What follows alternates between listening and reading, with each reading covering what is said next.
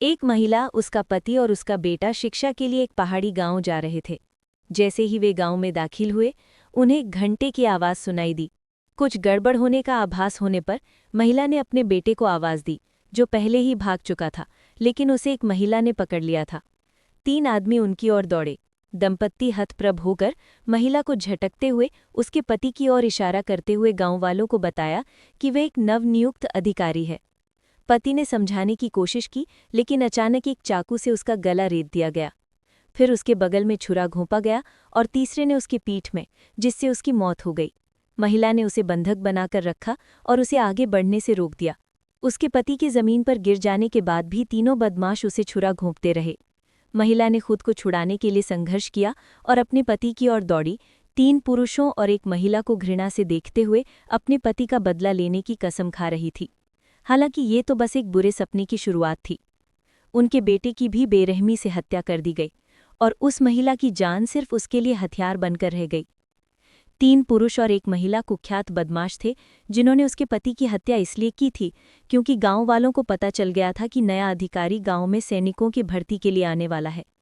अपने नौजवानों की रक्षा के लिए गांव वालों ने एक नवनियुक्त अधिकारी को लूटने और मारने के लिए 4 आदमियों को काम पर रखा था। गुंडों को इस बात की परवाह नहीं थी कि उनके पति अधिकारी थे या नहीं। वे बस जल्दी से काम पूरा करके अपना इनाम पाना चाहते थे। चारों आदमियों ने पैसे बांट लिए और अपने अपने रास्ते चले गए। झेंगझेंग को एक महिला से प्यार हो गया और वो उसे वापस टोक्यो ले गया, जहां उन्होंने एक शराब खाना खोला। शीजी का बदला लेने के लिए उस महिला ने झेंगझेंग के आवेशों का पालन करने का नाटक किया। फिर झेंगझेंग के ध्यान भटकने के मौके का फायदा उठाकर उसे चाकू मारकर मार डाला। दुर्भाग्य से उसका बदला केवल 1/4 ही पूरा हुआ और उसे हत्या के आरोप में गिरफ्तार कर लिया गया और आजीवन कारावास की सजा सुनाई गई। अपनी आज़ादी खोने का मतलब था इनाम पाने का मौका गंवाना, लेकिन उस महिला ने हार नहीं मानी। जेल में मिलने वाले हर पुरुष के सामने वो खुद को समर्पित कर देती थी। लगातार बाहर निकलने का रास्ता तलाशती रहती थी। उसे बार बार गर्भधारण और गर्भपात का भी सामना करना पड़ा, लेकिन पुरुष उससे मुंह मोड़ लेते थे और उसका शरीर टूट जाता था। सौभाग्य से वो फिर से गर्भवती हो गई और उसने अपनी सारी उम्मीदें बच्चे पर लगा दी। जन्म देने के लिए अपनी आखिरी ताकत लगा दी, इस उम्मीद में कि बच्चा बड़ा होकर बदला लेगा। उसके साथी कैदी, जो दोनों ही उसकी प्रशंसा करते थे और उससे सहानुभूति रखते थे, और उसकी मृत्यु के बाद उन्होंने बच्चे को एक मंदिर में भेजने की व्यवस्था की, जहां वो एक वृद्ध साधु से युद्ध कला सीखेगा। एक छोटी लड़की, जो अपने माता पिता का बदला लेने के लिए लकड़ी के बैरल में दुबकी हुई थी, को उसके मालिक ने बेरहमी से लात मारी। बैरल ढलान से नीचे लुढ़क गया। बच्ची अंदर ही अंदर छटपटाती रही जब तक कि लकड़ी एक चट्टान से नहीं टकराई और वो बाहर की ओर उछल गई। दर्द से चीखने चिल्लाने में असमर्थ उसे दर्द सहना पड़ा, उठ खड़ा होना पड़ा और अपने मालिक के क्रूर प्रशिक्षण को जारी रखना पड़ा, क्योंकि वो एक गहरे खूनी संघर्ष से ग्रस्त था।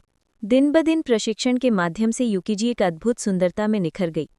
एक दिन गुरु ने उसे बताया कि उसके 3 दुश्मनों में से एक, हंजो ताकेमुरा, को युकिजी का पता मिल गया है। वो एक छोटे से मछली पकड़ने वाले गांव में गया और अचानक एक छोटी लड़की को मछली की टोकरी लिए हुए देखा। वो दिन में मछली पकड़ती थी और रात में शराब बेचकर अपने बीमार पिता का पेट पालती थी। उसके पिता कोई और नहीं बल्कि हंजो ताकेमुरा थे। हंजो ने अपनी गाढ़ी कमाई की जरा भी परवाह नहीं की, या तो शराब में धुत होकर या फिर एक ही रात में कसीनों में सब कुछ गंवाकर। ऐसे आदमी को मौत की सजा नहीं मिलनी चाहिए थी। युकिजी ने हंजो को समुद्र तट पर बुलाया और उसकी पहचान बताई। हंजो ने तुरंत घुटने के बल बैठकर दया की भीख मांगी। हंजो कभी भी ईमानदार नहीं था और उसे इस हालत में देखकर युकिजी का गुस्सा और भड़क उठा और उसने उसे एक जोरदार मुक्का मारा। जाने से पहले उसने बांजो की बेटी को ढूंढा और उससे कहा कि वो किसी भी मदद के लिए उसके पास आ सकती है। युकिजी को शर्मिंदगी के साथ वहां से जाना पड़ा। उसके बदले की राह में एक बार फिर रुकावटें आईं। उसका तीसरा दुश्मन, शिरो तकेमुतो, पहले ही मर चुका था। उसे व्यक्तिगत रूप से मारने में असमर्थ ब्लडी क्रोधित हो गया और उसने अपना गुस्सा समाधि पत्थर पर उतारा। कब्रिस्तान से निकलते समय उसकी नज़र एक आदमी पर पड़ी। शिरो के समाधि पत्थर को नष्ट होते देख उस आदमी को तुरंत एहसास हुआ कि ये युकिजी का काम है और वो उसका पीछा करते हुए पूछने लगा कि ऐसा क्यों किया जा रहा है। युकिजी ने पहले तो उसे नज़रअंदाज किया, लेकिन जब उसे पता चला कि वो आदमी एक पत्रकार है तो उसने तुरंत चौथे दुश्मन को ढूंढने की योजना बनाई। अखबार में अपनी और अपनी माँ की कहानी छपवाकर उसे अपना असली रूप दिखाने पर मजबूर करना। दुश्मन ने भी ऐसा ही किया और गश्ती दल को पत्रकार को गिरफ्तार करने का आदेश दिया। जो कि किताहो ओकिनो निकला, जो चारों बदमाशों में से एकमात्र महिला थी। खबर सुनकर जुएजी दौड़कर वहां पहुंचे। एक महिला आकाश से उतरी, शुराडो लिए और उसने सभी दुश्मनों को मार गिराया। लेकिन ओकिनो ने युद्ध के प्रति कोई सम्मान न दिखाते हुए एक पिस्तौल निकाल ली। जुएजी दूर से किए गए आक्रमण से घिर गई थी, लेकिन एक रिपोर्टर ने अचानक प्रेरणा पाकर मोमबत्तियां बुझा दी, जिससे वो दूसरी मंजिल पर छलांग लगाकर एक ही वार में ओकिनो को ढेर कर सकी। लेकिन ओकिनो की अतिरिक्त सेना बहुत जल्दी पहुंच गई। जुएजी ने एक धुआं बम फेंका और अफरा-तफरी का फायदा उठाकर ओकिनो के शरीर को छोड़कर बाकी सबको मार डाला। उसने जुएजी से बदला लेने की बजाय आत्महत्या करना बेहतर समझा, तो उसने खुद को फांसी लगा ली। क्रोधित होकर, लेकिन उसे ढूंढ ना पाने पर, जुएजी ने उसके शरीर के टुकड़े टुकड़े कर दिए। ये मानते हुए कि उसका बदला पूरा हो गया है, दोनों के बीच एक मधुर प्रेम प्रसंग शुरू हो गया।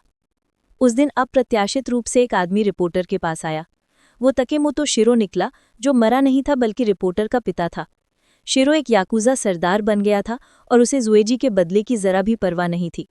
वो रिपोर्टर को, जो कि उसे अपना बेटा मानता था, ये चेतावनी देने आया था कि वो उसकी मुसीबत में ना पड़े।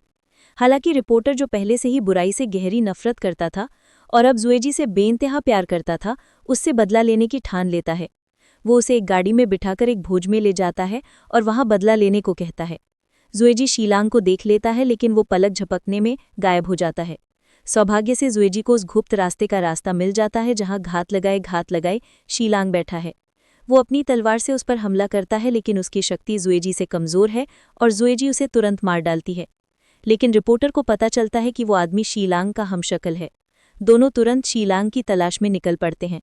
रिपोर्टर उसे पहले पाता है, उस पर टूट पड़ता है, उसे कसकर गले लगाता है और जुएजी से उसे तुरंत मार डालने का आग्रह करता है। हालांकि जुएजी रिपोर्टर से बहुत प्रभावित होकर आकस्मिक चोट लगने के डर से कुछ करने से हिचकिचाता है। अप्रत्याशित रूप से शीलांग पहले रिपोर्टर पर गोली चलाता है और बार बार गोली चलाने के बावजूद वो उसे छोड़ने से इनकार कर देता है। रिपोर्टर की मौत को अनिवार्य देखते हुए जुएजी उसे चाकू मार देती है। हालांकि बदला तो मिल गया, लेकिन उसने अपना इकलौता प्यार भी खो दिया है और दुनिया की विशालता और कहीं जाने की जगह का एहसास करता है। ये एक जानी पहचानी औरत है जो प्रकट हुई और उसने रक्त प्रिंसेस के दिल में चाकू घोंप दिया। वो औरत हंजो की बेटी थी। जुएजी की आंखों में नफरत नहीं थी, बस अनंत राहत थी।